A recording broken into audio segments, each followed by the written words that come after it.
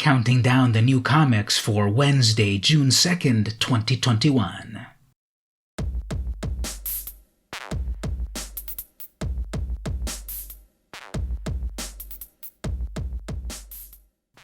Hello and welcome to the weekly VM Campos Comic Book Club.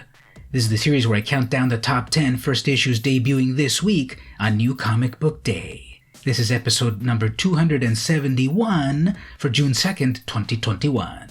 Don't forget to click the like button on this video.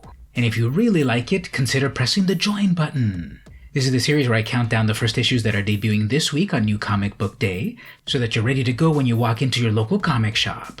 Tell them VM Campo sent you.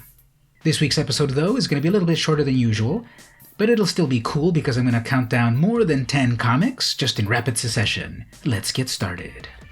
In no particular order, first we've got Shadecraft number 1, third printing from Image Comics, written by Joe Henderson, art by Antonio Favela.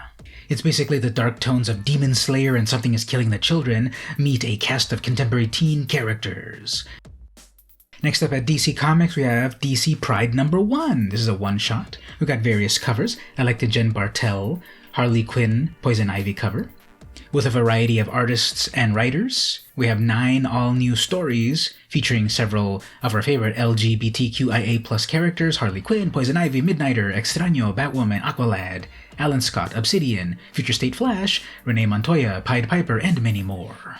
At Dark Horse Comics, I'm looking at Apex Legends Overtime number 1 of 4, written by Jesse Stern and Neil Edwards. If you like the video game, here's a comic to go along with it. Another Dark Horse book, Worst Dudes number 1 of 5, written by Aubrey Sitterson and art by Tony Gregori. The book's so dirty it'll turn your other comics yellow. This is for mature readers, and it's heavy metal with a humorous bent. At Marvel, we've got Heroes Reborn American Knights number 1. Backed by the Squadron Supreme, Commissioner Cage thinks he's bulletproof. He's dead wrong. Another Marvel book, another Heroes Reborn book. This is Marvel Double Action number 1, written by Tim Seeley and art by Dan Jurgens. This book is pretty great because it's a classic, vintage sort of style, but in the modern milieu. Do you like Star Wars? Because we've got Star Wars, War of the Bounty Hunters, number 1 of 5. I picked the Babs Tarr Pride variant cover. It's a war for the greatest prize of all, Han Solo, the hunt begins. Over at Dynamite, I'm following my own advice, always get the cosplay covers. Because we've got Bettie Page, Curse of the Banshee number 1, written by Stephen Mooney and art by Jethro Morales. Cosplay cover by Annie Mia. The pinup queen of adventure is back. Moving over to Boom Studios, I picked up the latest Cullen Bunn work, Basilisk number 1. We've got art by Jonas Scharf. Who Can Stop the Chimera? It's a supernatural horror series for fans of Philadelphia. Literati Press brings us Blackjack Demon number 1, written by Nick Hermes and art by Nick Hermes. A boy crosses the American Old West in search of the stranger that brutally murdered his father.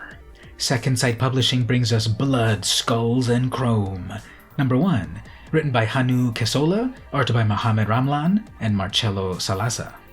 It's a battle between motorcycle clubs, Mexican cartels, and everyone in between. Are you picking up EVERFROST number 1 from Black Mask Comics? This is written by Ryan Lindsay and art by Sammy Kivella. This is an absolute bomb of sci-fi insanity and heartbreaking emotion.